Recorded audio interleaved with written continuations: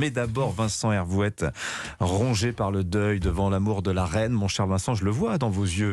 Élisabeth II, son décès, c'est un peu comme un révélateur de ce qu'est l'Europe, la France, la francophonie, vous nous dites ce matin. Oui, il y a 4 jours, l'Europe s'est mise à l'heure anglaise, à l'unisson des Britanniques dont elle partage le deuil et tout le monde admire le Royaume-Uni. Tout le monde est royaliste.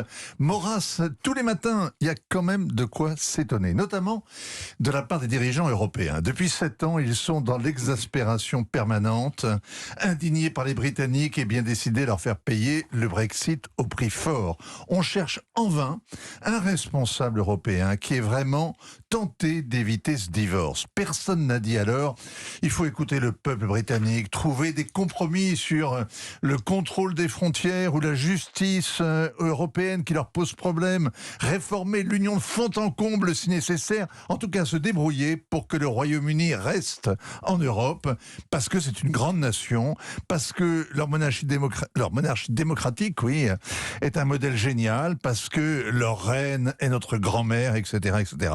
La réponse au Brexit, c'était plutôt bon débarras, qu'ils règlent la note en partant et qu'ils aillent au diable. Vous me direz, il y a des divorcés qui vont aux obsèques de leur ancienne belle-mère et qui ont de la peine. C'est vrai, ça arrive. Mais dans le déluge lacrymal depuis 4 jours, il y a quand même beaucoup de larmes de crocodile. Vous avez vraiment un cœur de diplomate, mon cher Vincent. Les hommes politiques, ceci dit, admirent de manière très sincère la longévité. Les diplomates n'ont pas de cœur. Ouais. C'est pour ça que je disais ça. Les hommes politiques, sincèrement, admirent la longévité d'Élisabeth II, Vincent. Je connais un ministre français influent qui se voit en homme d'État, qui s'imagine tutoyer l'histoire et qui s'est cru obligé de commenter la disparition d'Élisabeth II d'un tweet définitif. Ce Tartuffe a eu le privilège de dîner à Buckingham où il accompagnait un ancien président et il racontait au retour que les Royals étaient nuls et ineptes, des caricatures empaillées, ridicules, vivant dans un monde poussiéreux. Bref, l'ambitieux convié au palais y avait rencontré une famille et il s'indignait qu'elle n'ait pas fait l'ENA, ni Normal Sup, ni même HEC, des gens qui n'avaient pas été élus et qu'il méprisait de toute sa morgue de technocrate. Ébloui par sa propre réussite, il concluait « Vive la République ».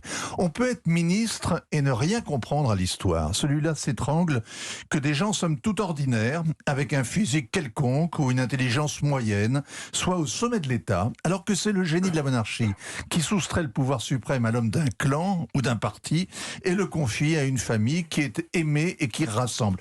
Le ministre hypocrite sera peut-être un jour président. Il ne pense qu'à cela. Il tiendra 5 ans. Il sera détesté quand la monarchie, elle, tient depuis des siècles. Et il n'arrivera jamais à la cheville d'Élisabeth, qui a supporté toute sa vie à sa table le défilé des prétentieux du monde entier. Alors, tout le monde se demande, mais qui est-il, ce ministre? Cherchez un peu. Il manque désormais quelque chose en Europe, Vincent. En creux, ce qui nous manque apparaît en pleine lumière. Regardez l'émotion qui a saisi le Commonwealth, ses habitants de toutes les races et sur toutes les latitudes.